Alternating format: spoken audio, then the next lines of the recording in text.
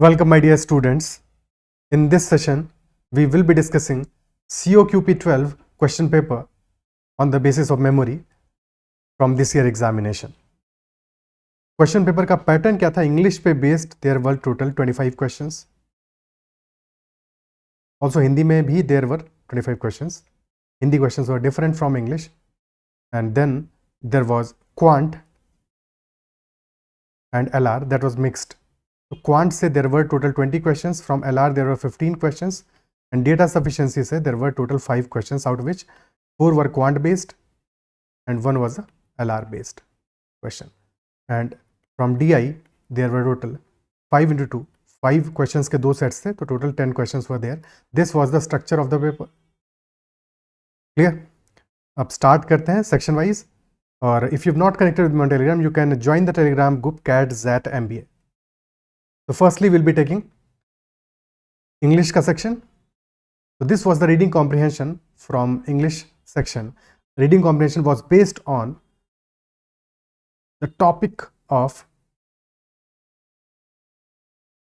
top technology companies, okay, and the issue with the way they are dominating consumer market and the way they are using the product ecosystem and planned obsolescence.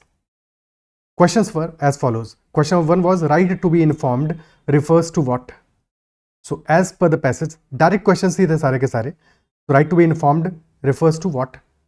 ये question पूछ रहा है, ठीक है. और definitely right to be informed is mentioned here in the address of President John F. Kennedy, and that mentioned right to be informed, mentioned all the facts the consumers need to make informed choices. So that is what the answer is for option 1. All the facts they need to make informed choices. Question number 2 was giving 4 statements, A, B, C, D, 4 statement given. Out of those 4 statements, B and D only were correct, were false. False पूछा था. A और C correct थे और B और D false थे. Third question was, which of the products are not part of X's ecosystem? और 2 products तो mention थे उसमें. From these 3, Xphone, Xmac and Xwatch. इनमें से 2 प्रोडक्ट्स मेंशन थे और 2 और मेंशन थे, Xboard and X Smart Home. Definitely these are not mentioned in the passage, so that is why these were not part of X's ecosystem. Question number 4 was, what is planned obsolescence? What does that refer to? So again a very direct question. Planned obsolescence भी directly mentioned है. The phenomenon of deliberately shortening the durability of products. And last question, which of the following is not a consumer right summed up by John F. Kennedy? Right to choose, right to consume, right to be informed, and right to life. So 4 rights mentioned है, right to safety, right to informed, right to choose, and right to be heard. Right to life is definitely not there, so that is the answer. So these were 5 questions from reading comprehension. Now moving on to other questions based on grammar. So first was on idiom, meaning of, तुम्हारे में sequence अलग रहा होगा, sequence is not important. Questions का answer देख लेते हैं कि what was the meaning of idiom bolt from the blue. So bolt from blue is referred for a sudden or unexpected event. What does bohemian mean? Bohemian में 4 options given थे और Bohemian अगर recall कर पाओगे, Bohemian rhapsody से connect कर पाओगे या और भी कोई जो भी तुम्हारा रिकॉल जैसे भी किया होगा तुमने या पढ़ा होगा. So definitely answer was a socially unconventional person, artist, specially one who is involved in arts. Then there was a fill in the blanks, जिसमें कि बीच में ब्लैंक्स गिवन थे. एग्जैक्ट स्टेटमेंट तो पूरा याद नहीं, but answer was has put, are shouting and heard. Then there was a passive voice. Active में गिवन था nobody can hear a sound, तो पैसिव में आंसर होगा अ sound can not be heard by anybody. There was a question जिसपे कि थोड़ा सा बच्चों को डाउट भी है, स्पेशली कई लोगों ने, कई स्टूडेंट्स ने पूछा, my grandfather used to say not to hanker then blank wealth and position but I did not pay heed to his advice. तो हैंकर के बाद में आएगा after. This should be hanker after. Doubt इस बात का है, मैंने यह सही कि for can also be used, तो यस दैट इज ट्रू कि हैंकर के बाद में आफ्टर भी यूज होता है और फॉर भी यूज होता है. But since we are following, हमारा जो ग्रामर के रूल्स हैं, since we have been a colony to British for many years, so हमारा जो ग्रामर के रूल्स हैं they are more inclined towards British English. तो that is why more commonly हम आफ्टर यूज करते हैं. आफ्टर और फॉर इंटरचेंजेबली ऐसा यूज होता है. अमेरिकन इंग्लिश में फॉर का यूज ज़्यादा है और ब्रिटिश इंग्लिश में आफ्टर का यूज ज़्यादा है. तो हम अपना जो ग्रामर है वहाँ पे आफ्टर का यूज ज़्यादा करते हैं, ठीक है. So that is why answer इसका आफ्टर ही होगा. और फिर भी अगर डिस्क्रिपेंसी आता है बाद में, तो अल्टीमेटली आफ्टर ऑफ और में से जो भी तुमने मार्क किया होगा फॉर पे भी मार्क्स मिल सकते हैं, ऑब्जेक्शन रेज करोगे और बाद में अगर होता है, because I am not English expert as such, but after का use is more common, so after is definitely correct. After तो करेक्ट है, उसमें कोई डाउट नहीं है, ठीक है। फॉर भी करेक्ट हो सकता है, ठीक है। एज सच इंडियन इंग्लिश में फॉर का यूज ज्यादा नहीं होता है, but yes for can also B correct, can possible है, ठीक है। सो इस क्वेश्चन पे मैं स्टार मार्क कर रहा हूं for the same reason, but after is definitely correct. जिसने भी आफ्टर यूज किया है उसको तो पक्का मार्क्स मिलेंगे, फॉर वाले को भी मिल सकते हैं। नेक्स्ट क्वेश्चन, करेक्ट स्पेलिंग पूछा था सैंक्टिमोनियस का, so option B was the answer. Sanctimonious option में भी ए की बजाय बी या सी कहीं पे दिया हो, बट करेक्ट स्पेलिंग होगा sanctimonious, SANCTIMONIOUS। Then there was error direction, जहां पे कि एरर था एंड हैम्पर्ड रिसोर्सेज। देन एक क्वेश्चन था जहां पे कि I prefer coffee and then there was a blank and then tea, तो ब्लैंक में आएगा टू। प्रेफर के बाद में हमेशा टू यूज होता है प्रपोजिशन में, prefer to, so that is why I prefer coffee to tea. Then the question was antonym of antipathy. Antipathy is dislike towards something. Antipathy is dislike towards something. जैसे empathy होता है ना, empathy क्या है, किसी के भी इमोशंस को अंडरस्टैंड करना, समझना। So antipathy is dislike towards something, kind of opposite to empathy, not exactly but kind of opposite. तो इसका एंटोनिम पूछा था, antonym will be admiration, because this is dislike towards something, तो लाइक टूवर्ड्स समथिंग यानी कि admiration, liking something, that is admiration. Then there was asked question, synonym of inimical. Now inimical you might have heard, वैसे भी सुन के लगता है ना inimical type, enemy से कनेक्टेड, और कनेक्टेड भी है एनिमी से, बिकॉज उनका जो दोनों वर्ड्स का जो ओरिजिन है that is same, origin same है, ठीक है। सो ओरिजिन एक्चुअल में इसका क्या है, लैटिन वर्ड है एमिकस। एमिकस मीन्स फ्रेंड, और दिस इज इन एमिकस यानी कि unfriendly, not friendly, but as such इसका जो मीनिंग है, because this is an inimical adjective है, सो दैट इज वाई इसका जो मीनिंग है दैट इज हार्मफुल, ठीक है। नॉट फ्रेंडली और हार्मफुल एज सच इसका मीनिंग है, so that is why synonym इसका हो जाएगा हार्मफुल। हार्मफुल और डेट्रीमेंटल,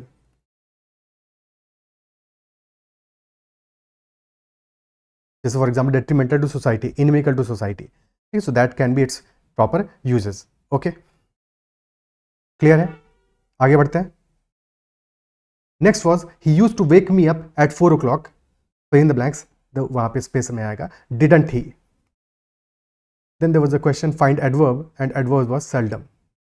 एरर डिटेक्शन क्वेश्चन था, his computer is inferior than mine, यहाँ पे देन माइन में प्रॉब्लम है, बिकॉज एक्चुअल में होना चाहिए inferior to mine, so that is will be the correct statement, and that is why then mine is will be the answer. Then match the following में हमें given था harangue, partisan, proxy, unilateral, so this will be the correct order. Harangue is a loud and angry speech, partisan is a strong supporter of a party, proxy is an act for another person, unilateral involving only one group, proxy तो लगाई भी होगी तुमने कई लोगों की attendance college में शायद। डायरेक्ट टू इनडायरेक्ट स्पीच का एक क्वेश्चन था, he requested them please take me home, I don't feel well. He requested them, please take me home, I don't feel well. Now इस क्वेश्चन में भी थोड़ा सा स्टार मार्क करना पड़ेगा। इसका करेक्ट इनडायरेक्ट स्पीच होगा he requested them that एक second, he requested them that तो नहीं आएगा यहाँ पे, to take him home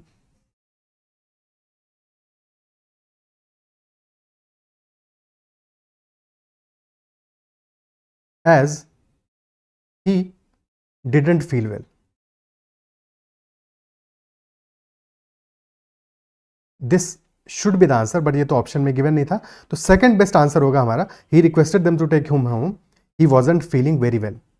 और थोड़ा सा इस क्वेश्चन में डाउट है, because this is the correct answer as such, दोनों स्टेटमेंट को कनेक्ट करना चाहिए था, but this was not given, so second best में ऑप्शन में he requested them to take him home, he wasn't feeling very well. Okay, clear है। But इस question को स्टार मार्क इसीलिए किया है बिकॉज जो एग्जैक्ट करेक्ट आंसर है that was not given, so this question is slightly dicey. Response sheet आएगा तो ज्यादा क्लैरिटी होगा इस पर। नेक्स्ट क्वेश्चन करते हैं। Next was again match the following question, accept defeat, throw up one's cards, idioms दिए थे और उनका मीनिंग आइडेंटिफाई करना था, उससे मैच करना था। Try to win approval, play to the gallery, big bad wolf, fear of the unknown and cry for the moon, ask for something impossible. Then there was a statement, Rohit who is my friend and benefactor has come, this was the answer.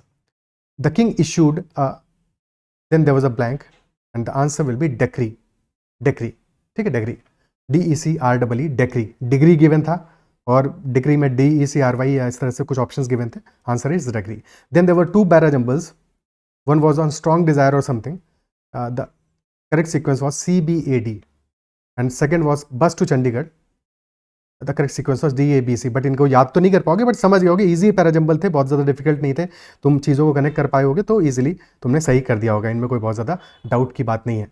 Clear है? Okay, तो these are all the questions from English section. Now moving on to quant section, quantitative aptitude.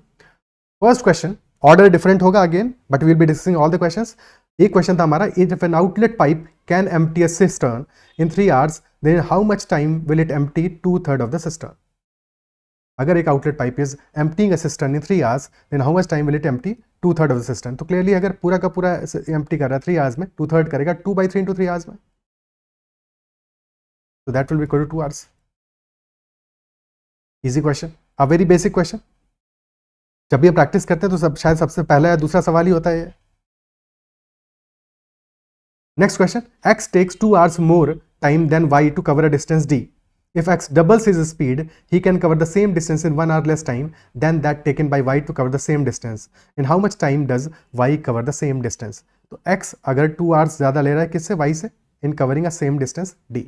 Let us say y t hours का time ले रहा है, तो x ले रहा है t plus 2 hours का. If x doubles his speed, तो अगर x अपनी स्पीड को डबल करेगा तो टाइम कितना हो जाएगा, टाइम हाफ हो जाएगा. Isn't it so? Time half हो जाएगा. अब क्योंकि डिवाइड बाय 2 करना है तो एक हम काम करते हैं, t की बजाय 2t एज्यूम कर लेते हैं, सो दैट डिवाइड करते टाइम पे हमारा t ही वैल्यू आ रहा है. ठीक है, तो हमने t की बजाय 2t मान लिया कि y को 2t टाइम लग रहा है, x को 2t plus 2 टाइम लग रहा है. अब जब x अपनी स्पीड को डबल करेगा, जब स्पीड डबल हो जाएगी, स्पीड 2x हो जाएगी, तो टाइम हो जाएगा पहले का t/2, पहले का हाफ हो जाएगा, यानी कि अब टाइम हो जाएगा हमारा 2t plus 2 divide by 2 which is equal to t plus 1. और क्वेश्चन हमसे कह रहा है कि cover the same distance in 1 hour less time, यानी कि अब सेकंड कंडीशन में t plus 1 इस 2t से 1 hour लेसर है, 2t minus 1, यानी कि 2t minus t is equal to 2, तो t इज इक्वल टू 2 आ गया. क्वेश्चन में क्या पूछा है, कितने टाइम में y डिस्टेंस को कवर कर रहा है, तो अगर t इज इक्वल टू 2 है तो 2t आ जाएगा equal to 4. So our answer will be equal to 4 hours, option B. Clear? ठीक है. Next question, X, Y and Z have invested their capital in a business in the ratio 1/3 is to 1/4 is to 1/5. If X withdrew half of his capital after 15 months and after another 15 months total profit of rupees 4340 was divided between them, find the share of profit of Y. सबसे पहला काम यहाँ पे क्या करना है, हमें capital का रेशियो गिवन है, बट रेशियो गिवन है 1/3 is to 1/4 is to 1/5. तो फ्रैक्शन में गिवन है. सबसे पहले जो डिनोमिनेटर्स है 3, 4 and 5 उनका एलसीएम लेके मल्टीप्लाई कर दो. एलसीएम आएगा हमारा कितना, 60 से मल्टीप्लाई कर दोगे तो रेशियो क्या आ जाएगा, न्यू रेशियो विल बी 20:15:12. तो एक्स वाई और जेड का हमें रेशियो मिल गया, कैपिटल का रेशियो इज 20:15:12. देन 15 मंथ्स के बाद में x has withdrawn half of his capital, और फिर अनदर 15 मंथ्स तक कैपिटल इन्वेस्टेड रहा, उसके बाद में प्रॉफिट कैलकुलेट किया गया टोटल. ठीक है, यानी कि टोटल टाइम पीरियड हमारा कितना है, 30 मंथ्स है. बट एक्स ने 15 मंथ्स तक तो पूरा का पूरा अमाउंट इन्वेस्ट किया है, अगर 20 यूनिट्स है, और बाद में फिर विड्रॉ कर लिया 15 मंथ्स के बाद में. ठीक है, सो वाई और जेड का तो पूरे कंप्लीट टाइम के लिए इन्वेस्टमेंट रहा है. ठीक है, और एक्स का इन्वेस्टमेंट जो है वो पहले 20 रहा है, फिर 10 हो गया है. ठीक है, फिर एक टाइम पीरियड के लिए 10 हो गया. तो अगर हम 15 मंथ्स को 1 यूनिट टाइम पीरियड मान लें, 15 मंथ्स को 1 यूनिट टाइम पीरियड मान लें, ठीक है, सो वाई और जेड का तो पूरे 2 यूनिट टाइम पीरियड के लिए सेम ही रहा है. इजंट इट सो? ठीक है, तो या तो इनिशियली फर्स्ट 15 मंथ्स की बात करें तो 20, 15, 12 का रेशियो रहा, और फिर बाद में एक्स का इन्वेस्टमेंट हाफ हो गया, 10 हो गया. वाई और जेड का उतना ही रहा, 15 and 12 only for next 15 months. तो ओवरऑल प्रॉफिट का रेशियो क्या आएगा, क्योंकि दोनों टाइम सेम है, टाइम पीरियड सेम है, इसलिए हमने टाइम को ऐसा अलग से मल्टीप्लाई नहीं किया. 20 + 10 30, 15 + 15 30 एंड 12 + 12 24. टोटल वैल्यू आ गई 30 + 30 + 24. इसको और सिंप्लीफाई कर सकते हैं, रेशियो ऐड करने की बजाय पहले 6 से डिवाइड कर लें, तो दिस बिकम्स 5:5:4. ठीक है, टोटल आ गया 14 यूनिट्स, और 14 यूनिट्स की वैल्यू हमें कितनी गिवन है, 4340 टोटल प्रॉफिट, और वैल्यू में निकालनी किसकी, we have to find the share of profit of Y. Y का प्रॉफिट होगा 5, यानी कि 5/14 of 4340. That will be the answer. ठीक है, 14 से जाएगा, 14 3 ज़ा 14, 310 into 5, 1550 rupees will be the answer. This will be the answer. Clear? Okay. Next question करते हैं. If efficiency of x is 20% less than y, and if x can complete a piece of work alone in 7.5 days, then they find the number of days required by y to complete the same work alone. Efficiency x की कितनी है? 20% less है y से. 20% यानी कि 1/5 less है. तो अगर y की efficiency हम 5 मान लेते हैं, efficiency of x will be 4. और x 7.5 डेज में वर्क कंप्लीट कर रहा है, यानी कि 4 इंटू 7.5 वर्क कितना हो जाएगा? 4 इंटू 7.5 यानी कि 30 यूनिट्स. और क्वेश्चन पूछ रहा है y कितने दिन में कंप्लीट करेगा, तो time taken by y will be equal to total work which is 30 divide by efficiency of y which is 5, so 6 days. 6 days will be the answer. Clear? Okay. Next question. One man can complete a work in 3 days. One woman can complete the same work in 4 days, while one boy can do the same work in 12 days. If the work is to be completed in 1/4 day, then how many boys need to work together with one man and one woman? तो one man कर रहा है 3 days में, time man के लिए given है 3 days, woman के लिए है 4 days और बॉय के लिए है 12 days. तो दिस इज द टाइम. 3 4 और 12 का अगर हम एलसीएम ले लें, दैट विल बी 12 ओनली. तो अगर वर्क हमारा 12 यूनिट्स है, तो इन दैट केस एफिशिएंसी क्या आ जाएगी? मैन की एफिशिएंसी आ जाएगी 12/3, 4 यूनिट्स. वुमन की 12/4, 3 यूनिट्स. और बॉय की एफिशिएंसी आ जाएगी 1 unit. 4 unit, 3 unit and 1 unit, that is the efficiency of man, woman and boy. और वर्क हमारा है 12 यूनिट्स. क्वेश्चन कह रहा है if the work is to be completed in 1/4 day, तो रिक्वायर्ड एफिशिएंसी क्या होगी? 12 यूनिट्स वर्क करना है और 1/4 डेज में करना है 12/1/4, यानी कि 48 एफिशिएंसी होनी चाहिए. मैन की एफिशिएंसी है 4, वुमन की है 3, और 1 man has to be used, 1 woman has to be used. Number of boys find out करना है. तो 4 मैन की एफिशिएंसी हो गई, 3 हो गई वुमन की, और जितने भी बॉयज यूज करेंगे, लेट अस से एक्स बॉयज यूज किए हमने, ठीक है. सो एक बॉय की एफिशिएंसी 1 है, यानी कि 1x टोटल एफिशिएंसी आ जाएगी, और रिक्वायर्ड एफिशिएंसी है 48. तो यहाँ से x की वैल्यू आ जाएगी 48 - 7 which is equal to 41 boys are required. Clear? ठीक है. नेक्स्ट क्वेश्चन करते हैं. 1 सेकेंड.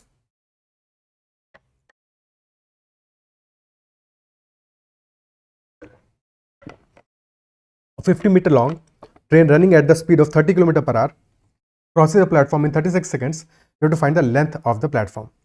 स्पीड गिवन है किलोमीटर पर आवर में, और टाइम गिवन है सेकेंड्स में, और लेंथ भी मीटर्स में गिवन है, तो मीटर पर सेकंड में कन्वर्ट कर लेते हैं.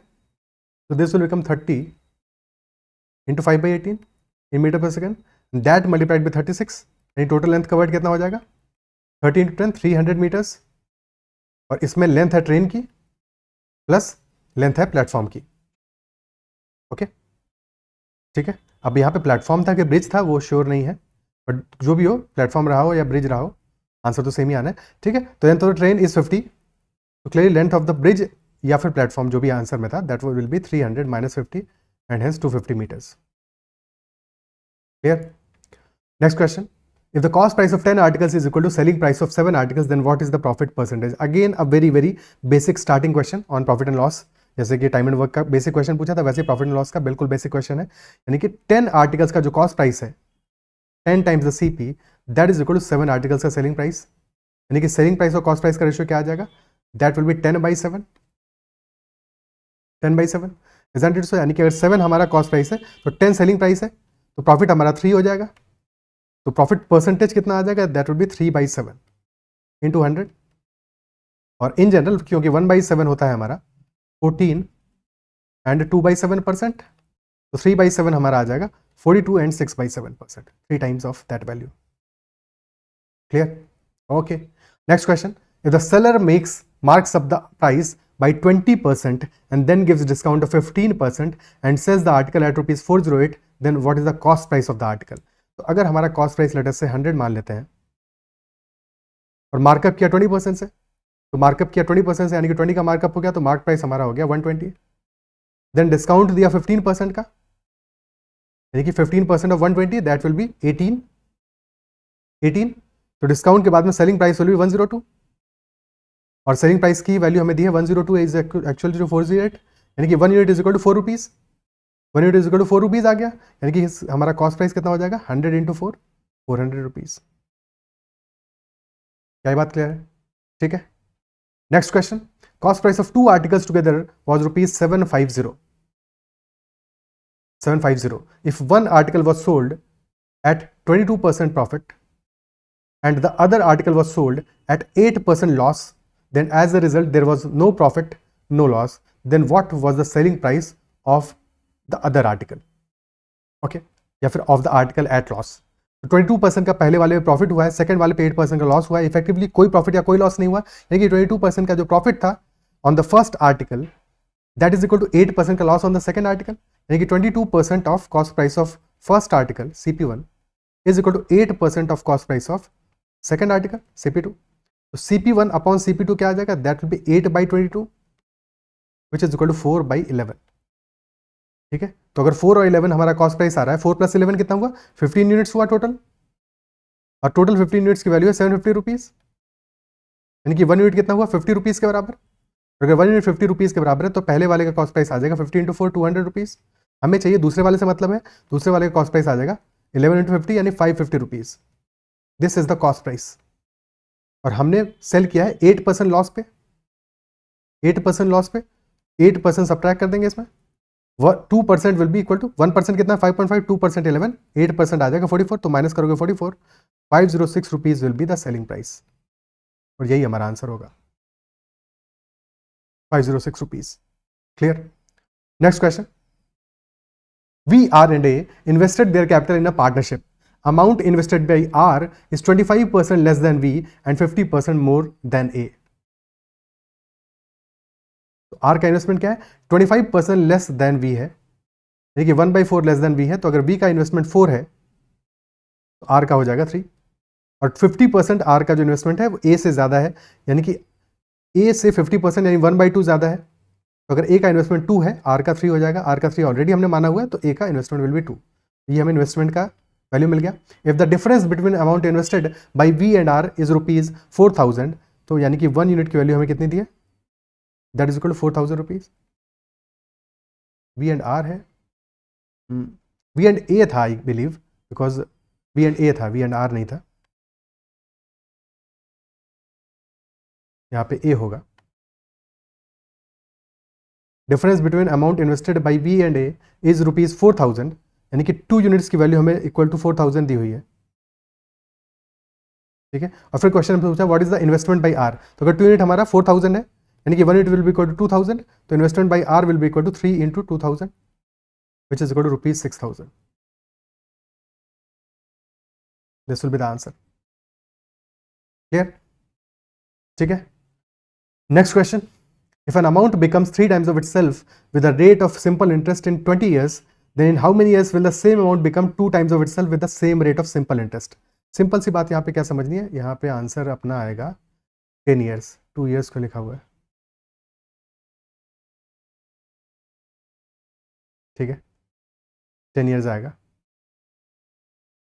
तो क्वेश्चन क्या कह रहा है कि 20 years में हमारा अमाउंट हो जा रहा है 3 टाइम्स, यानी कि अगर 100 रुपीज था, अमाउंट बिकम्स 300 रुपीज. 200 रुपीज का सिंपल इंटरेस्ट मिल रहा है, कितने ईयर्स में मिल रहा है, 20 ईयर्स में मिल रहा है, 20 ईयर्स में मिल रहा है. अब यही अगर हमें अमाउंट को डबल करना है अपना, यानी कि 100 से कितना करना है, 200 रुपीज करना है, तो अमाउंट हमें कितना चाहिए, इंटरेस्ट कितना चाहिए, 100 रुपीज का चाहिए. पहले 200 रुपीज मिल रहा है 20 ईयर्स में, यानी कि एक ईयर में मिल रहा है 10 रुपीज का. 100 रुपीज का इंटरेस्ट चाहिए, तो कितने ईयर्स लगेंगे, 10 ईयर्स लगेंगे. इस क्वेश्चन में गलती होने का स्कोप क्या है कि तुम डायरेक्टली देखो कि 3 टाइम्स हो रहा है 20 ईयर्स में, तो 2/3 कर दो. ठीक है, तो गड़बड़ हो जाएगा क्वेश्चन. क्वेश्चन में समझ रहा है हमेशा सिंपल इंटरेस्ट में कि सिंपल इंटरेस्ट तो हर ईयर का फिक्स्ड है. ठीक है, अगर हमारा अमाउंट 100 से 300 हो रहा है, यानी कि 200 का हमें इंटरेस्ट मिल रहा है, 20 ईयर्स में मिल रहा है. 100 का इंटरेस्ट चाहिए अगर डबल करना है तो, यानी कि हाफ इंटरेस्ट चाहिए, तो टाइम भी हमारा हाफ ही लगेगा. 10 years will be the answer. Next question. If amount becomes 8 times of itself with the rate of compound interest in 3 years, then how many years will the same amount become 16 times of itself with the same rate of compound interest? अब ये question बिल्कुल similar है, बस फर्क ये है इस बार compound interest में क्वेश्चन पूछा है. लास्ट वाला क्वेश्चन हमारा सिंपल इंटरेस्ट पे था, तो कंपाउंड इंटरेस्ट में क्या फर्क पड़ेगा, 8 टाइम्स हो रहा है 3 years में, 3 years में 8 टाइम्स हो रहा है. ठीक है, यानी बेसिकली मतलब क्या हुआ कि अगर हमारा अमाउंट 100 रुपीज था और 800 हो जा रहा है 3 years में, और कंपाउंड इंटरेस्ट में हमेशा हमारा अमाउंट ज्योमेट्रिक प्रोग्रेशन की तरह चलता है। ऑलरेडी हमने जब सेशंस किए हैं तो ये दोनों बातें समझी, इस तरह के क्वेश्चंस भी खूब सारे किए हैं। प्रॉब्ली हो सकता है एग्जैक्टली इसी लैंग्वेज का, एग्जैक्टली इसी वैल्यू का क्वेश्चन भी किया हो, ठीक है। सो अगर 100 रुपीज़ हमारा 3 ईयर्स में 800 हो रहा है, तो हमारा रेशियो क्या हो जा रहा है, 800/100 3 ईयर्स में, which is equal to 8, which is 2 का क्यूब, 2 का क्यूब हो रहा है, और 3 टाइम पीरियड है हमारे, यानी कि क्लियरली हमारा जो अमाउंट है वो हर साल डबल हो रहा है, every year it is going double, है कि नहीं। यानी कि 100 से 1 ईयर में दिस विल बिकम 200, देन 200 से बचेगा बनेगा 400, देन 800, देन 1600, टोटल 16 टाइम्स होगा 4 टाइम पीरियड्स में या 4 ईयर्स में, बिकॉज यहाँ पे एक टाइम पीरियड हमारा इक्वल टू 1 ईयर है। ऑप्शन सी आंसर आ जाएगा। क्लियर, ठीक है। नेक्स्ट क्वेश्चन, साथ में अगर रेट ऑफ इंटरेस्ट हमें यहाँ पे निकालना होता, रेट ऑफ इंटरेस्ट कितना था, डबल हो रहा है, यानी कि रेट ऑफ इंटरेस्ट हमारा 100% है।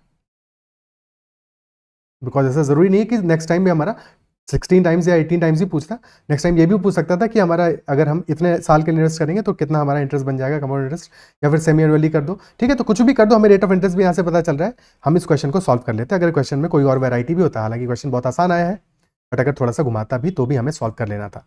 क्लियर है, ठीक है। अगला क्वेश्चन करते हैं। A thief was at a distance of 100 meters from the police cop when the police started chasing him. If the ratio of speeds of police and thief is 5:4, then how far will the thief have to run before he is overtaken? Already एक policeman है, उसने जब thief को देखा तो उनके बीच का जो डिस्टेंस था, this is thief, this is police वाला, ठीक है, डिस्टेंस था 100 मीटर्स का। अब थीफ भाग रहा है, उसकी स्पीड कितना है, रेशियो है पुलिसमैन का स्पीड का और थीफ का स्पीड का 5:4, और जाहिर सी बात है थीफ की स्पीड कम होगी तभी पुलिस वाला उसको पकड़ पाएगा, क्योंकि ऑलरेडी थीफ लीड कर रहा है, आगे है, isn't it so? अब क्वेश्चन क्या पूछ रहा है, कितने टाइम के बाद में थीफ पकड़ा जाएगा, कितने टाइम के बाद में थीफ पकड़ा जाएगा, ठीक है।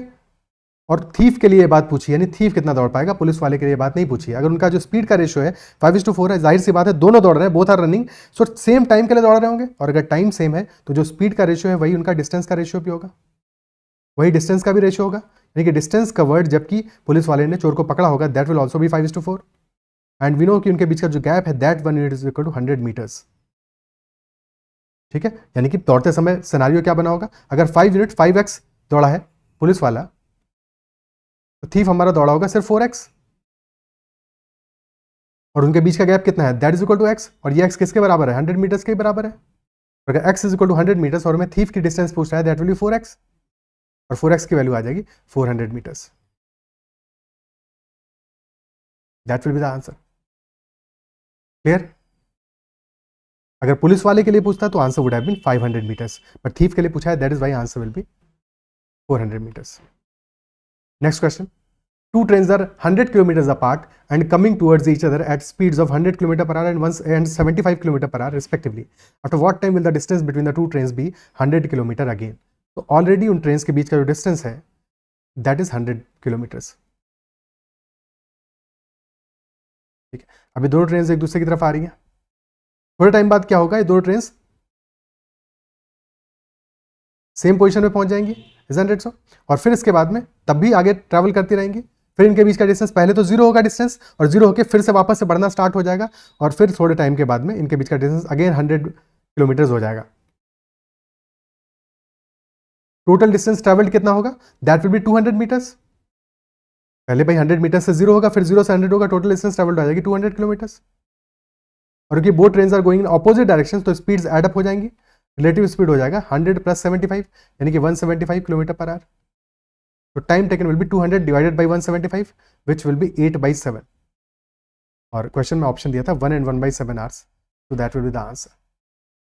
Clear, next question, A takes twice the time taken by B or 3 times the time taken by C in completing a piece of work alone. तो टाइम का रेशियो क्या गिवन है, A, B और C का। A double time ले रहा है B से और 3 टाइम्स टाइम ले रहा है C से, ठीक है, 3 टाइम्स टाइम ले रहा है C से। तो लेट अस से कि टाइम टेकन बाई A को अगर हम 6 मान लेते हैं, तो डबल टाइम ले रहा है B से, यानी कि B 3 यूनिट्स टाइम ले रहा होगा, और 3 टाइम्स टाइम ले रहा है C से, यानी कि C 2 यूनिट्स टाइम ले रहा होगा। टाइम का रेशियो हमें मिल गया 6:3:2, और अगर टाइम का रेशियो है 6:3:2, तो एफिशिएंसी का रेशियो क्या आ जाएगा, दैट रेशियो विल बी 6/1, 1 आ गया, ठीक है, 2 and 3, 1, 2 and 3 रेशियो आ जाएगा एफिशिएंसी का। क्या बात क्लियर है, ठीक है, अगर वर्क हमारा 6 होता, बट क्वेश्चन हमारा क्या कह रहा है, A B and C together can complete the same work in 2 days।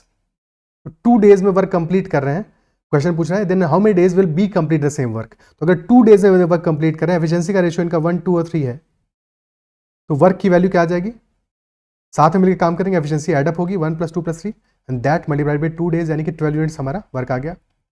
और क्वेश्चन पूछ रहा है बी अकेला कितने दिन में कंप्लीट करेगा, तो time will be equal to 12 total work है divide by efficiency of B 12/2 यानी कि 6 days।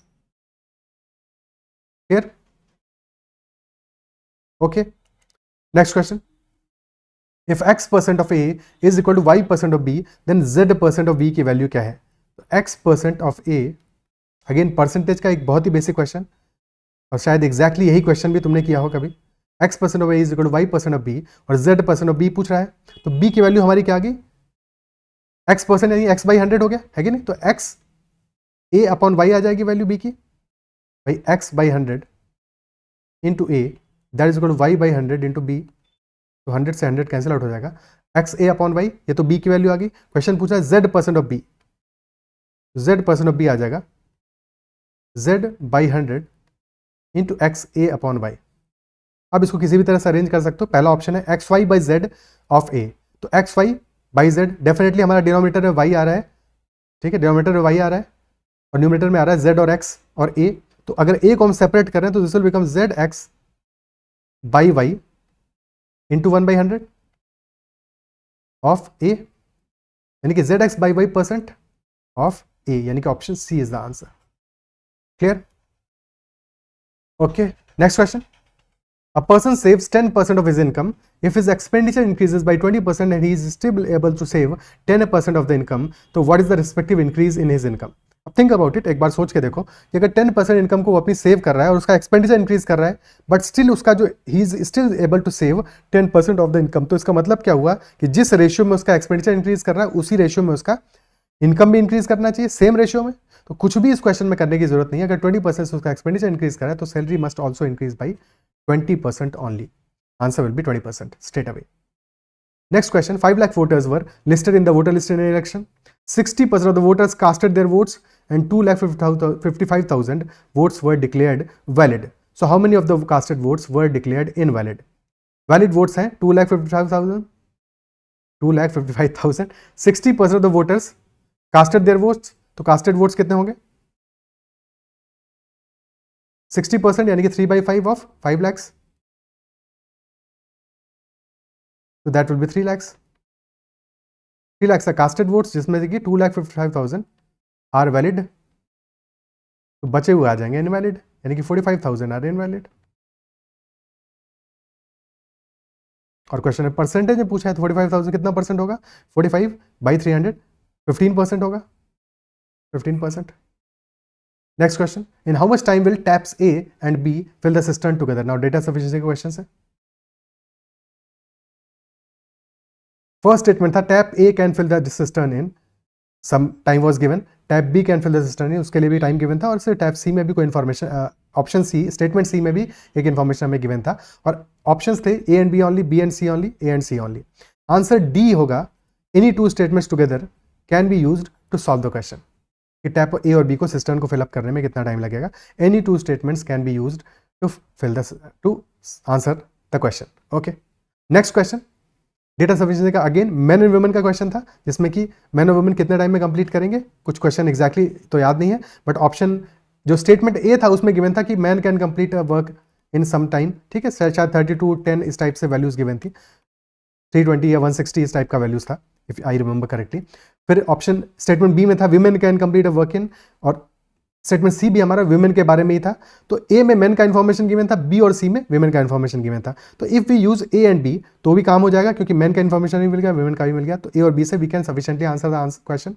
ए और सी को यूज करके भी we can answer the question, ठीक है। सो ए तो डेफिनेटली यूज करना पड़ेगा, बिकॉज मैन की इन्फॉर्मेशन सिर्फ ए में गिवन थी, और बी और सी में से कोई भी एक यूज कर लोगे तो काम चल जाएगा, बिकॉज वुमन की इन्फॉर्मेशन बी और सी में थी, तो ए एंड ईदर बी और C was the answer, option D.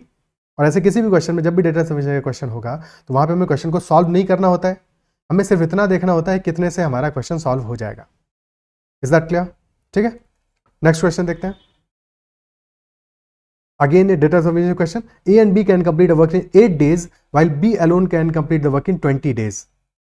What part of the work was completed by A? Statement 1 था A and B work together for 5 days, after which A complete the work alone. ठीक है, so clearly हमें question पूछा है what part of the work was completed by A. हमारे जो initial values given है कि ए और बी 8 डेज में वर्क कंप्लीट कर रहे हैं, बी अकेला 20 डेज में कर रहा है, यहाँ से ए और बी की एफिशिएंसी हमें मिल जाएंगी. ठीक है, हमें ए और बी की एफिशिएंसी पता चल गई. अब स्टेटमेंट 1 कह रहा है A and B work together for 5 days. 5 days में कितना प्रोपोर्शन ऑफ वर्क उन्होंने कंप्लीट कर दिया, ये हमें पता चल जाएगा. अब जो रिमेनिंग वर्क बचा है वो ए को अकेले करना है. वी कैन आइडेंटिफाई कि कितना प्रोपोर्शन ऑफ वर्क कंप्लीट किया होगा. इजंट इट सो? तो क्लियरली फर्स्ट वाला स्टेटमेंट अलोन इज सफिशिएंट है. वैसे हमें पता है कि ए और बी अगर 8 डेज में कंप्लीट कर रहे हैं तो 5 डेज में 5/8 वर्क कंप्लीट होगा, और बचा हुआ 3/8 वर्क ए ने किया होगा. तो यहाँ तो कुछ भी कैलकुलेशन नहीं करना है, स्ट्रेट अवे हमें पता है 3/8 work is completed by A. Straight away पहला वाला स्टेटमेंट सफिशिएंट है. Second statement was B and C work together for 6 days and remaining work is completed by A working alone.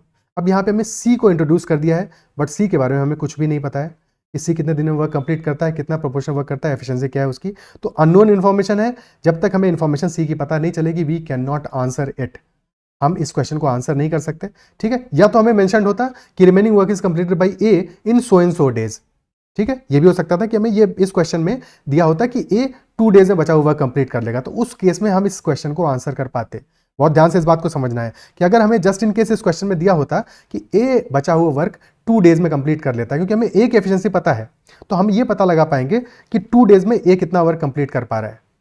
ठीक है, क्योंकि सेम वर्क की बात हो रही है, तो ए 2 डेज में कितना वर्क कंप्लीट कर पा रहा है, तो डेफिनेटली हम कितना प्रोपोर्शन ऑफ वर्क किया है ये हम पता लगा पाएंगे. ठीक है, उस केस में इवन इफ हमें सी के बारे में कोई भी जानकारी नहीं है, but in this question it was only mentioned कि remaining work is completed by A.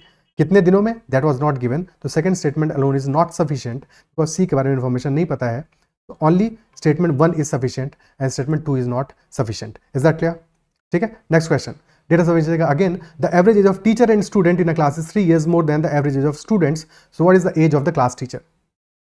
Class teacher की एज क्या होगी? Statement 1, there are 11 students in the class. तो क्या सिर्फ और सिर्फ नंबर ऑफ स्टूडेंट्स से हम इन्फॉर्मेशन पता लगा पाएंगे कि क्लास टीचर की एज क्या होगी? नहीं पता लगा पाएंगे. ठीक है, नहीं पता लगा पाएंगे. Isn't it so? Second statement कह रहा है average age of the teacher and students is 14 years. अब सेकंड स्टेटमेंट को अगर अकेले कंसीडर करोगे तो अकेले सेकंड स्टेटमेंट से हमें ये तो पता चल रहा है कि एवरेज एज है कितनी टीचर और स्टूडेंट की मिला के, और उससे ये भी पता चल जाएगा कि स्टूडेंट्स की अकेले एवरेज एज कितनी है. बट नंबर ऑफ स्टूडेंट्स जब तक नहीं पता है, हाउ कैन वी सॉल्व? हम इक्वेशन कैसे बना पाएंगे, सॉल्व कैसे कर पाएंगे? तो नंबर ऑफ स्टूडेंट्स का पता लगना भी जरूरी है. Isn't it so? So that is why second statement अकेला इज ऑल्सो नॉट सफिशिएंट. ना तो अकेले फर्स्ट सफिशिएंट है, ना तो अकेले सेकंड सफिशिएंट है. लेकिन जब हम दोनों को मिला देंगे तो जो भी हमारा पहले स्टेटमेंट से हमें नंबर ऑफ स्टूडेंट्स मिल जाएगा, दूसरे से हमें एज की वैल्यू मिल जाएगी, और दोनों मिला के are sufficient. Together they are sufficient. Definitely both statement together are necessary to answer the question. क्या ये बात क्लियर है? ठीक है,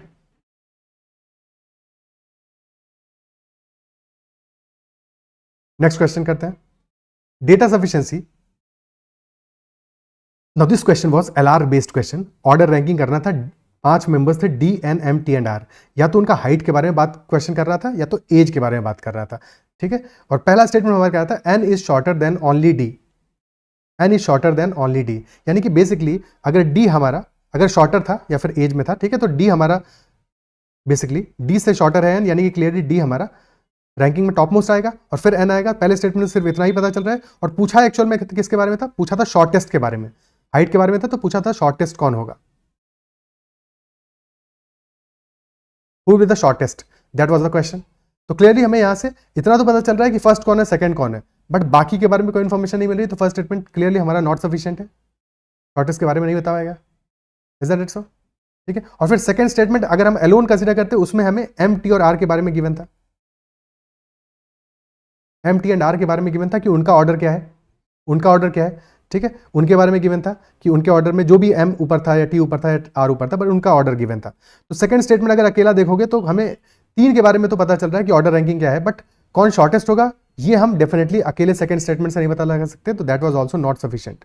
बट जैसे ही हम दोनों को मिला देते हैं, फर्स्ट और सेकंड स्टेटमेंट को मिक्स कर देते हैं, तो हमें क्लियरली पता है कि डी और एन का रैंकिंग तो क्लियर है कि D is top most, N उससे नीचे आ रहा है, और फिर उसके नीचे एम टी और आर आएंगे, और उनका रिस्पेक्टिव ऑर्डरिंग हमें क्लियर है.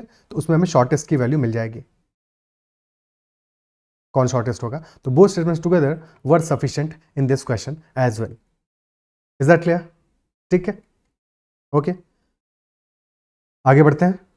तो now there were a Venn diagram question, a very easy question. ऐसा इस क्वेश्चन में तो कुछ भी कैलकुलेशन करने की तुमको जरूरत नहीं थी. क्वेश्चन कह रहा था survey was conducted on a sample of 1000 persons with reference to their knowledge of English, French and German language. ठीक है, शायद this was English, this was French and this was German, जो भी एग्जैक्टली था, फर्क नहीं पड़ता उससे आंसर पे. The result of the survey are presented in the following Venn diagram. The ratio of the number of persons who do not know any of the three languages to those who know all the three languages would be what. तो हमें निकालना है पहले तो कि जो लोग कोई भी लैंग्वेज नहीं जानते और रेशियो जो सारे लैंग्वेजेस जानते हैं. तो क्लियरली वी नो कि डिनोमीटर में तो 175 आने वाला है, because these 175 people know English, French as well as German. हमें न्यूमरेटर की वैल्यू नहीं पता है बट डिनोमीटर पता है, डिवाइड बाई 175 होगा. और 175 हमारा 7 का मल्टीपल है, 25 का मल्टीपल है. क्लियरली बाकी जितने भी ऑप्शन हमें गिवन है, ना तो बी आंसर हो सकता है क्योंकि 27 का मल्टीपल है नहीं.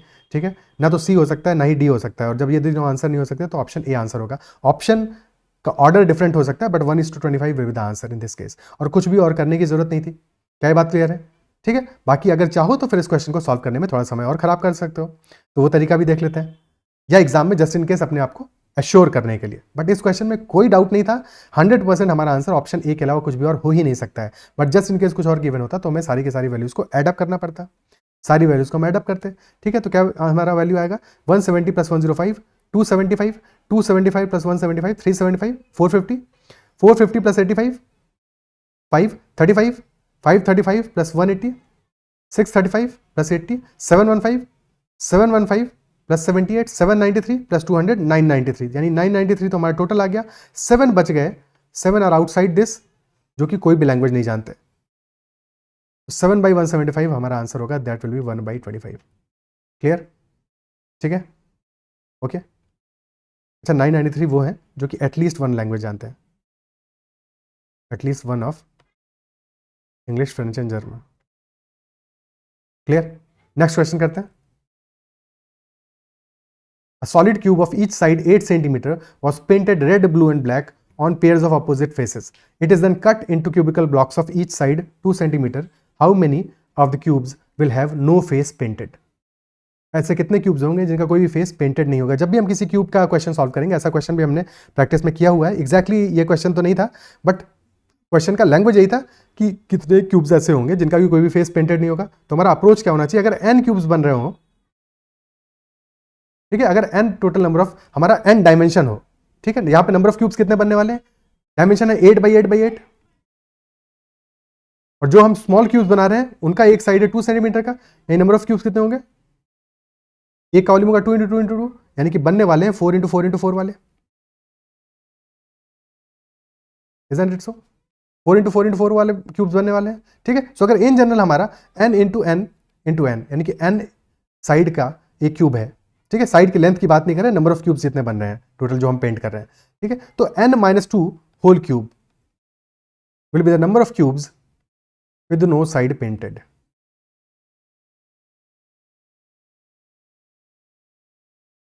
With no side painted. तो यहाँ पे हमारा n, क्योंकि 4 × 4 × 4 है, तो 2 का क्यूब यानी कि 8 will be cubes with no side painted. 8 will be the answer. Clear? Okay.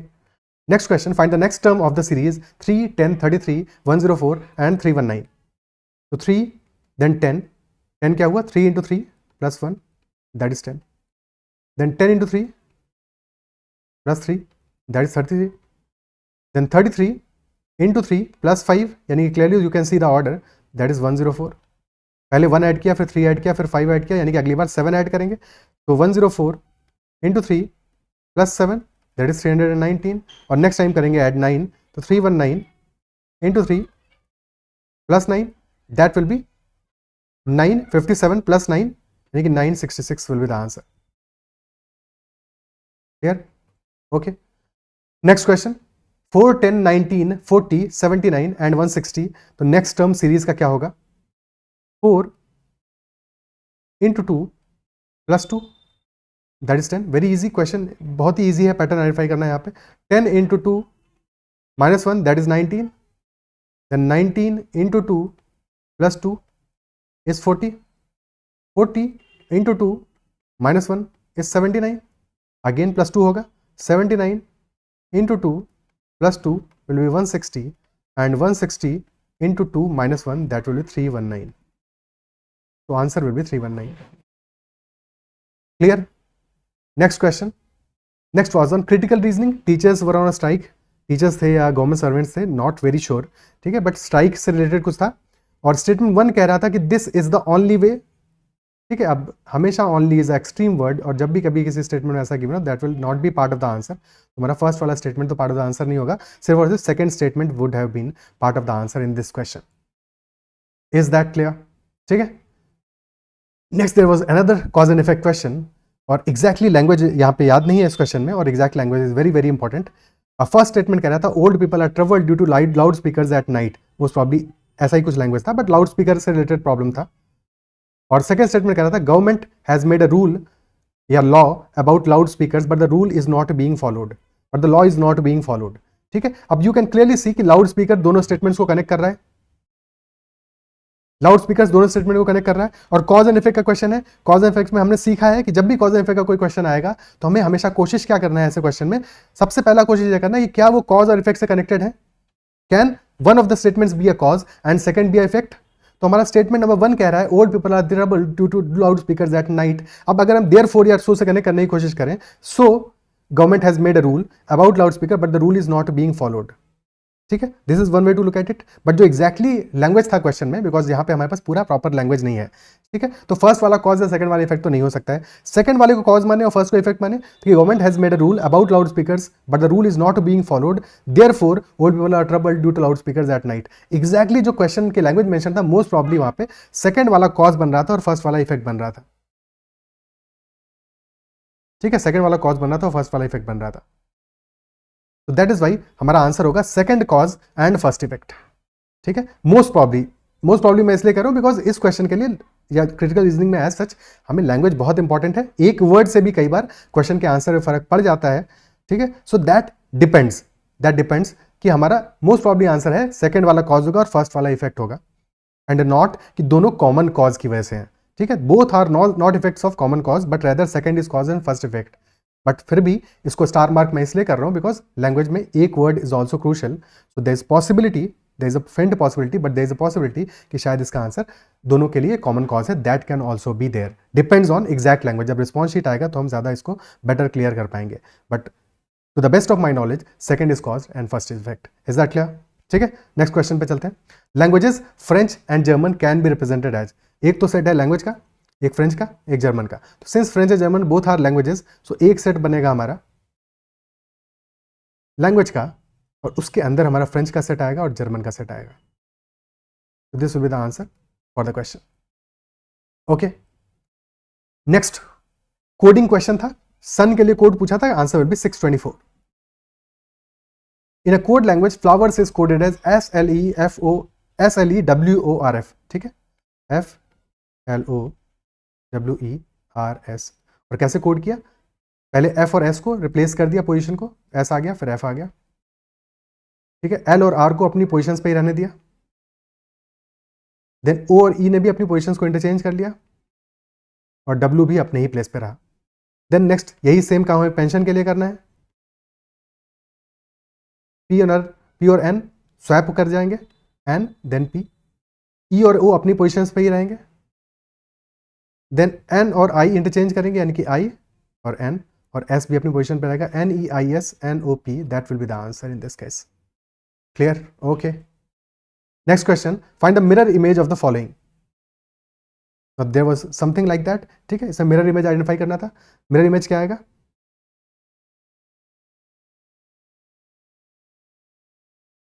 Mirror image आएगा हमारा this arrow will be like this. Okay, then ऐसा कुछ बनेगा और this will be the answer. अभी कौन सा आंसर ऑप्शन था ये तो याद नहीं है, but this will be the answer. Okay, next question. Anand said to Nitin, that boy playing with the football is the younger of the two brothers of the daughter of my father's wife. Younger of the two brothers of the daughter of my father's wife. ठीक है, तो आनंद fathers wife यानी कि आनंद mother. ठीक है, Anand mother will be father's wife और father's wife's daughter. Father's wife's daughter will basically be sister of Anand only, है कि नहीं? सिस्टर हो गया आनंद की. और नितिन से आनंद ने कहा कि that boy is younger of the two brothers of the daughter. तो डॉटर के दो भाई होंगे, one is Anand and second is that other person. And since he is a brother, so he will also be brother of Anand. तो answer will be option B.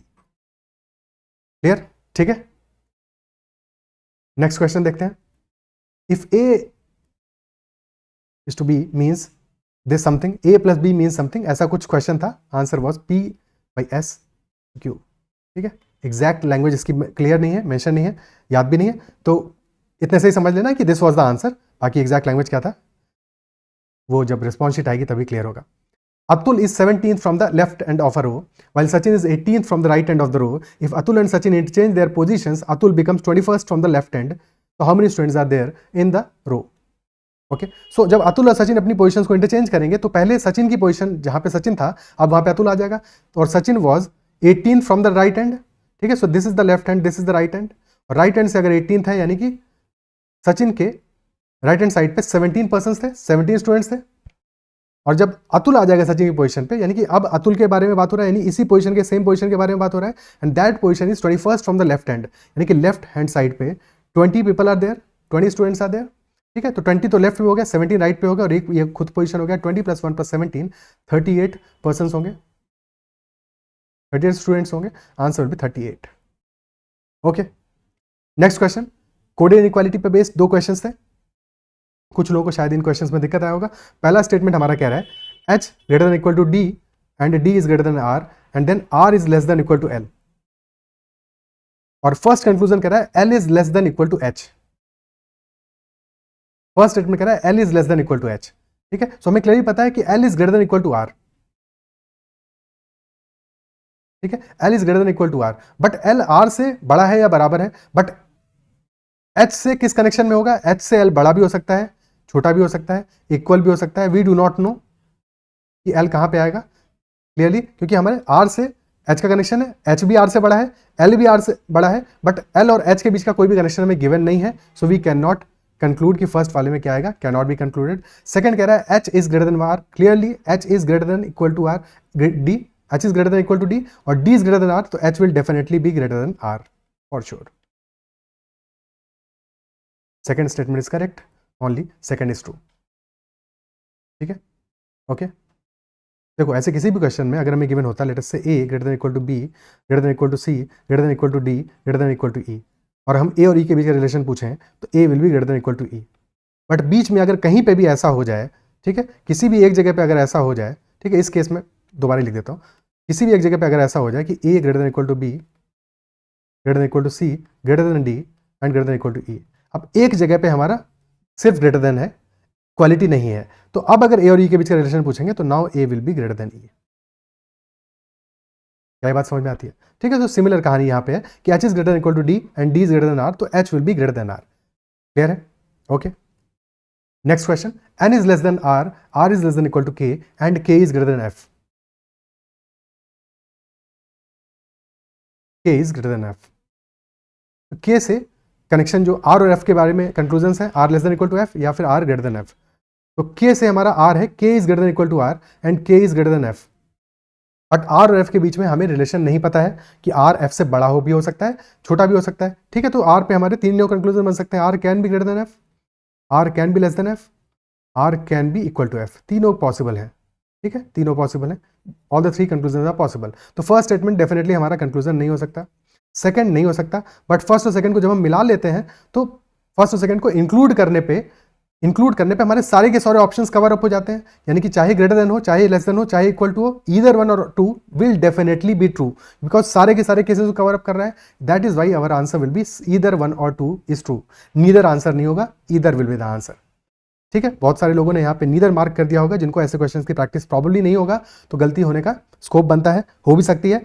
But ये बात समझ में आनी चाहिए कि क्योंकि सारे ऑप्शंस कवर अप हो रहे हैं, that is why either one और two will be correct in this case. Clear? ठीक है. नेक्स्ट क्वेश्चन करते हैं. Okay. Neeraj starts walking towards south after walking 15 metres. तो साउथ की तरफ नीरज वॉक करना शुरू करता है, north south west and east. 15 metres walk करता है साउथ की तरफ and then he turns towards north, और फिर नॉर्थ की तरफ जाता है 20 metres. Then he turns towards east and walks 10 metres and then he turns towards south and walks 5 metres. Question पूछा how far is from original position and which direction. तो original position से कितना है, क्योंकि 5 इफेक्टिवली वो गया था north की डायरेक्शन में नेट में, और फिर 5 ही वापस आ गया साउथ में, तो सिर्फ और सिर्फ उसका ईस्ट की डायरेक्शन में ही रह गया, एंड दैट इज 10 मीटर्स। तो he is 10 metres towards east. Option A will be the answer. Option का सीक्वेंस डिफरेंट हो सकता है, बट हमारा आंसर 10 मीटर्स टूवर्ड्स ईस्ट होगा।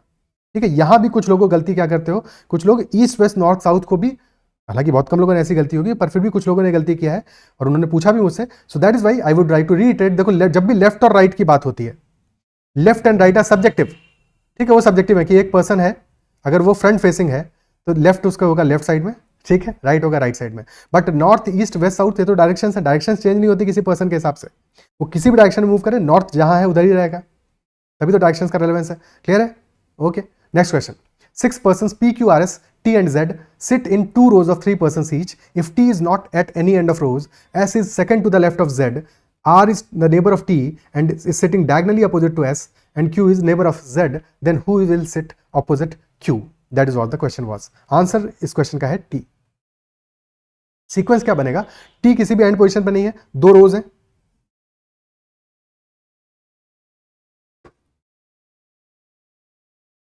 हैं, ठीक है, टी किसी भी एंड पोजीशन में नहीं है, टी तो मिडिल पे आएगा कहीं ना कहीं पे।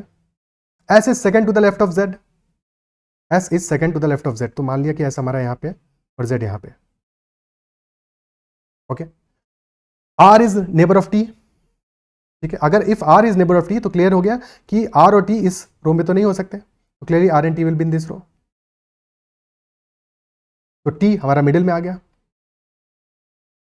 Then R is sitting diagonally opposite to S, अगर एस के डायगनली अपोजिट है आर तो clearly R will be here, and Q is neighbour of Z, तो Q will be here. Question asking who will sit opposite Q, तो opposite Q is T only. Is it clear? ठीक है, next question. These are all the DI, LR and quant related questions. Already DI के questions को मैंने discuss किया हुआ, but short में उसको देख लेते हैं फटाफट से, क्योंकि सारे क्वेश्चन को डिस्कस कर रहे हैं, तो इनको भी सम अप कर दें इसी सेशन में, क्यों अलग से रखें। So this was the pie chart, ठीक है, this was the pie chart based 5 set का क्वेश्चंस, और चॉकलेट्स डिस्ट्रीब्यूट की थी अक्षय ने।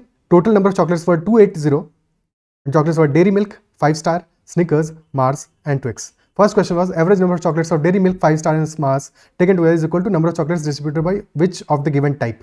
तो Dairy Milk कितना है?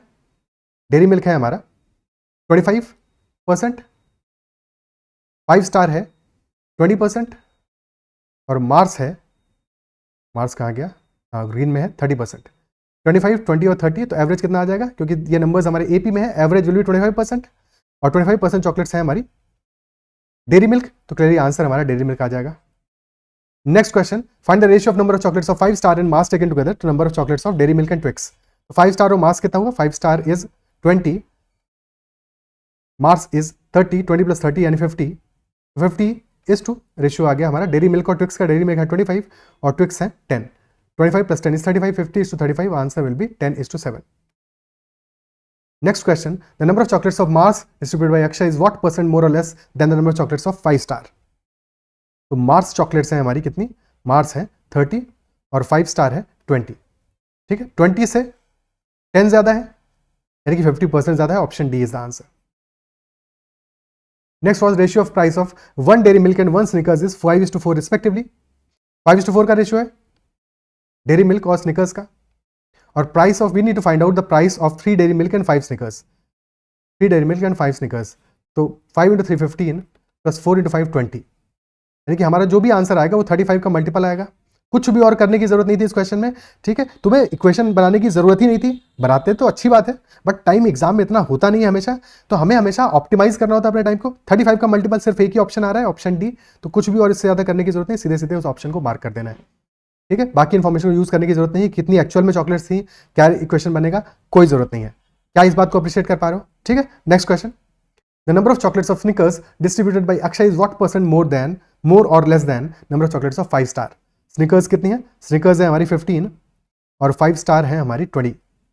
ठीक है, तो 20 से कितना कम या ज्यादा है? 20 से 5 कम है. 5 is 25% of 20. That is why 25% will be the answer for this question. तो a very easy DI set. I believe सारे लोगों ने इस क्वेश्चन को अटेम्प्ट किया होगा और सबको सही किया होगा, कुछ भी गलत नहीं किया होगा यहाँ पे, because you can not afford to do a easy question wrong when such is the question paper. तो डेफिनेटली वहाँ पे तुम्हें कॉस्ट उसका बियर करना पड़ेगा अगर एक आसान क्वेश्चन को गलत करते हो तो. Next set was on export and import और सिमिलर सेट अभी XGMT एग्जामिनेशन में भी आया था, थोड़ा डिफरेंस था बट वहाँ पे भी एक्सपोर्ट इम्पोर्ट का रेशियो ही गिवन था. Given line chart shows the ratio of export to import in terms of money in rupees crores of two companies over the years. Question number 1, in how many of the given years were the export more than import for company A? यानी export upon import का ratio greater than 1 आए, कितने years में आ रहा है? ठीक है, और किसके लिए? कंपनी A के लिए. कंपनी A के लिए this is greater than 1 for 3 years. The initial 3, option B is the answer. Question number 2, if the import of company A in 1997 were increased by 40%, तो नया रेशियो क्या होगा? इंपोर्ट को increase कर रहे हैं 40% से कंपनी ए के लिए 1997 में, तो ए के लिए है 1.75 का रेशियो है ऑलरेडी एक्सपोर्ट बाय इंपोर्ट का, और 1.75 यानी कि 7/4 का रेशियो है.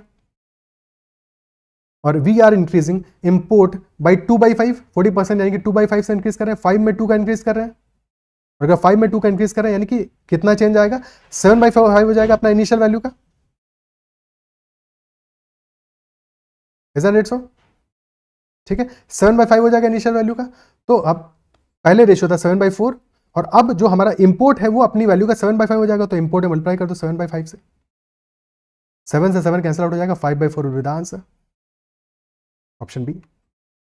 Next question, if the export of company A 1998 was ₹237 crores, 1998 में रेशियो आ रहा है एक्सपोर्ट इंपोर्ट का 0.75, एक्सपोर्ट अपॉन इंपोर्ट इज 0.75 यानी कि 3/4, और हमें वैल्यू गिवन है किसका? एक्सपोर्ट इज 237, 3 यूनिट की वैल्यू गिवन है, हमें 4 यूनिट की वैल्यू निकालनी है, इंपोर्ट की वैल्यू निकालनी है.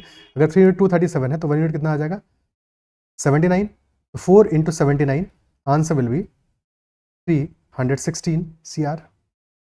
Import will be option D. Next question, if the import of company B in 1997 were increase by 50%, what would be the ratio of export to increased import? Same कहानी, 50% increase कर रहा है यानी 1/2 से increase कर रहा हूँ, और 1997 में कंपनी बी का रेशियो क्या है? 1 का रेशियो आ रहा है, यानी कि इंपोर्ट अपॉन एक्सपोर्ट आ रहा है 1/1, और फिर हम इंपोर्ट को इंक्रीज कर रहे हैं 1/2 से, यानी कि अगर 2 है तो 3 बना रहे हैं, यानी कि 3/2 कर रहे हैं इनिशियल वैल्यू का, तो मल्टीप्लाई कर दो 3/2 से, तो दिस विल बिकम 2/3, नया रेशियो आ जाएगा 2:3 का, ऑप्शन सी. और ये रेशियो है एक्सपोर्ट और इंपोर्ट का. क्वेश्चन में कई बार इंपोर्ट अपॉन एक्सपोर्ट यानी कि रेशियो चेंज भी कर सकता है, तो हमेशा क्वेश्चन की लास्ट लाइन को ध्यान से पढ़ना है. यहाँ पे हालांकि इस पूरे के पूरे क्वेश्चन पेपर में कोई भी ऐसा क्वेश्चन फंसाने वाला नहीं था जहाँ पे कि चीज़ें ऐसे खुराफातें की गई हों, बट कई बार एग्जामिनर ऐसा करता है, तो इसलिए लास्ट लाइन को हमेशा ध्यान से पढ़ना होता है. Okay, last question of the examination, in how many of the given years were the exports more than the imports for company B?